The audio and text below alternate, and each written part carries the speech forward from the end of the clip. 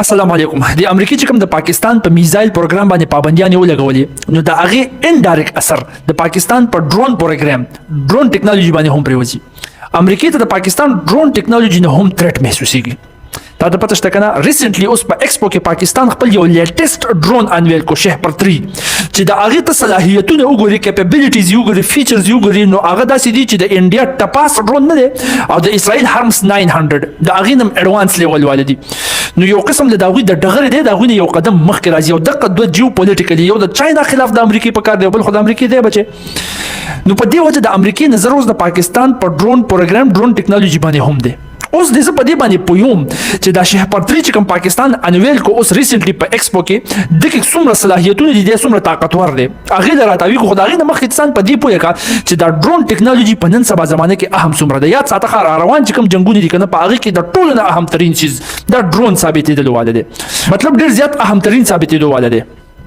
ته وګوره کنه چاینا او امریکا د یو بل سره په ریس کې دي چې د یو بل په ډرون ټیکنالوژي کې مخکې شو چې دا بل وروسته پاتې شي او زه ترې مخکې شم او د هغه د ډرون ټیکنالوژي خلاف ډیفنس هم تیار کړم. دا ډېر زیات اهم دي او د هغې اهمیت د زه یو دوه ثبوتونه درکړم چې تا ته دا کلیر شي بیا مخکې د دې په طاقت باندې خبرې کوم. نمبر 1 ته دې خو وګوره کنه دا سړی خو پیژني دا چهره جانا پهچانا دا د نوم د ایلان مسک خان ټیک شو. دا دی ډونالد ټرمپ نه دی یو ډپارټمنټ هیډ یې ولګو. ظاهره خبره ده ډونالد ټرمپ ملګری او د هغې الای و. اوس چې ډونالد ټرمپ دا د کوم ډپارټمنټ هیډ لګولی دی که نه نو هغې ته په شارټکټ کې ډوګ وایي مطلب ډپارټمنټ آف ګورنمنټ افیشنسي. ډونالد ټرمپ د دا ذمواري ورکړه ده چې ته په دې حساب کتاب کې لږ تکړی لږ فیوچرسټک سوچ دی لږ لرې پورې لیدلی شي. نو د امریکا دا اکانومي نه ده دا ښه کول دي د سټیټ د ریاست چې کوم ایکسټرا خرچې دي دا غورځول دي. نو دا ذمواري د په لاس کې ورکړه ده او الریډي ته پیژني په دنیا کې خلک پیژني چې لږ فیوچرسټک مایند والا دی یا رخیخي کمپنۍ چلي لکه مثال کې طور پر ټیسلا شول سپیس ایکس شول وغیره د را روانې زمانه کې د کوم څیز مانګ پیدا کېدل والا دی او په هغې کې به ځان په مخ کې څنګه بوزو په دې باندې لږ پوه یادی ټیک شو. اوس ده نه دی د هغه بل ورداسې کار کړی دی چې F-35 بالکل کرټیسایز کو. F-35 جټ سټریټ فایټر جټ جهاز نه دی F-35 په ځای باندې چې کینیو په ځای پاسې جهاز دی F-35 هغې کرټیسایز کو. بل ورځ داسې کار شوی چې د امریکې په سر باندې تاویدل څه ناشنا ناشنا ډرونز چاته پته نه لګېده چې د کوم ځای نه راغلي دي او په کوم ځای باندې لاړل ورک شول. خلکو ته ویډیوز هم کړي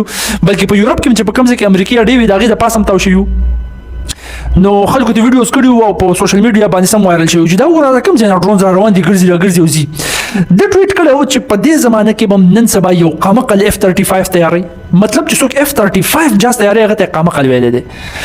مطلب دا مقصد دا چې د F-35 په ځای باندې په ډرونز باندې فوکس وکړي په ډرون ولې دوی چې دا F-35 نه دا جهاز دا جوړول یو خو دا ایکسپنسیو دي په دې باندې زیاته خرچه راځي یاره دونه غټ جهاز تیاری دومره پکې فیچرز انسټال یو سټیل فایټر جټ دی خرچه په دې باندې ډېره زیاته راځي د په نسبت په ډرون باندې خرچه کمه راځي او دواړو کار څه دی په هوا شه بل ځای ته لاړ شه هلته بمباري وکړه. نو په ډرون ولې فوکس نه کوو یو خبره بله ده دا خبره وکړله چې په F-35 کې به کینی خامخا پایلټ او پایلټ څوک دی خو انسان دی کنه نو چې انسان دی نو انسان سره چې هر څومره یو لیټسټ اسلحه راشي صحیح شو هر څومره لیټسټ اکوپمنټس ورسره دي یاره ورسره لازمي د مرګ نه انسان یریږي. نو چې په کوم ځای کې ته پته ولیکي چې F-35 دی ورسره چې په دغه ځای کې زه مرم د F-35 مې ټارګټ کېږي دی نشي هغه ځای ته تللی په ډاډه زړه نشي ورتلی. جب کې بل طرف ته که ته وګورې که نه ډرون چې دی په دې کې خو پایلټ نه کېني په دې وجه خو دې ډرون ته څه ویلی کېږي UAV. د UAV څه مطلب دی unmanned aerial vehicle مطلب هغه ویکل په هوا باندې تللو والا څیزو aerial vehicle چې کوم unmanned دی چې کس پکې انسان پکې نه کېني په ډرون کې انسان نه کېني. نو لهذا ډرون مونږ هغه غذایي ته ورننه باسلی شو هغه غذایي په ټارګټ کولی شو په کوم ځای کې چې انسان ته یره محسوسېږي هغه نشي تللی. نو دی مونږ له ښه ریسنټلی د ایران داسې کار وکړو چې دی یو ډرون کیریر جوړ کړو. ډرون کیریر نه مخکې ته اول ایرکرافټ کیریر وپېژنه دغه په ډرون کیریر باندې پوه شي. ایرکرافټ کیریر دې ته وایي چې د جنګ په وخت کې دا جنګي جهازونه نه دي چې دې له ته په اوبو کې د لینډینګ دپاره ځای ورکړي. مثال کې طور پر امریکا په هغې سر کې د چین سره جګړه شوه اوس امریکا د هغې ځای نه د دنیا د هغې سر نه جهاز خو بار نشي راپاسولی چې چاینا ته په یو ساه راورسي او بیا دلته کې بمباري وکړي واپس امریکې ته لاړ شي هلته ځان لوډ کړي بیا واپس راشي او دونه لوډ خو په جهاز کې راځي نو دا پاسبل نشي کېدی. په دې وجه باندې دوی ایرکرافټ کیریر جوړ کړي دي. خو وګورئ دا ایرکرافټ کیریر دی دا یو هیوج یو غټ جهاز سمندري جهاز